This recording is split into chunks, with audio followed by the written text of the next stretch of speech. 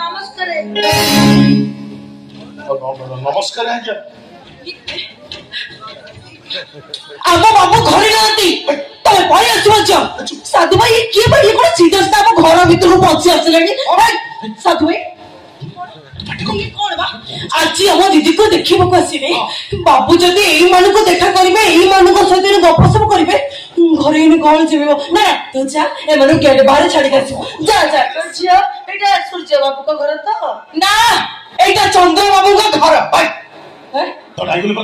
ତ ଲୁକ ଠିଆ ହେଇଛୁ କଣ କଥା କହିଲେ ଏଇଟା ଗେଟ୍ ବାହାରେ ଛାଡିକି ଆସିବୁ। ମୁଁ କହିଲି ତୁ ଟିକେ ଚୁପ ରହନି। ଏଇ ବାବୁ ବା ଯାଇଥିଲେ ଏଇମାନେ ପରା ଆମ ଶୀତ ଦିଦିକୁ ଦେଖିବାକୁ ଆସିଛନ୍ତି। ଏମାନେ କାହିଁକି ଆମ ଶୀତ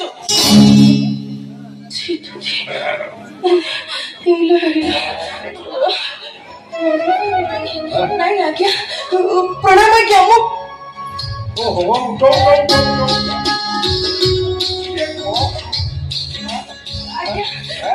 ମୋର ବୋଉ ଦେଖିଲା ଆଜ୍ଞା ମୁଁ କୋଉ ଜାଣି ପାରିଲିନି।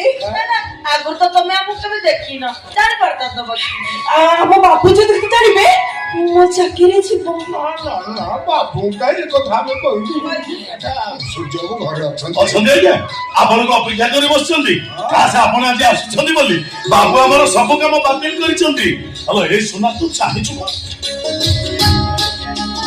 ବାବୁ ମାଙ୍କ ପାଇଁ ଖାଇବା ପିଇବା ବ୍ୟବସ୍ଥା କରିବୁ।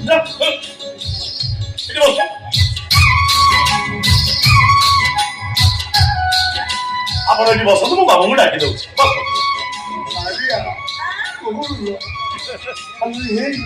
ସତରେ କଣ ଆମ ପୁଅ ଏଇ ଘରେ ବାହାବ? ଘର ତ ନୁହଁ ଯଦି ଘର ମହଲ ଚାକରାଣୀ ଚାକର ଘର ଥୁଆ ହେଇଛି ଦାମି ଦାମି କାର ଗୋଡ ତଳେ ଲାଗୁନି ଲୋ ଚାରିଆ ପୁରା ଆକାଶରେ ଉଡିଲି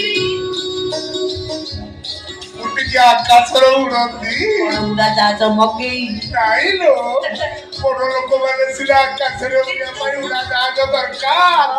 ଆମ ଭଳି ଲୋକମାନେ ଆକାଶରେ ଉଡିବା ପାଇଁ ଦରକାର କହୁନ ଏଇଟା ଦରକାର।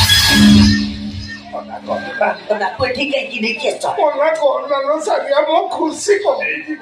ବନ୍ଧୁ ଘରେ ଖୁସି ଲୁଚେଇ ଦିଅ କହୁଛି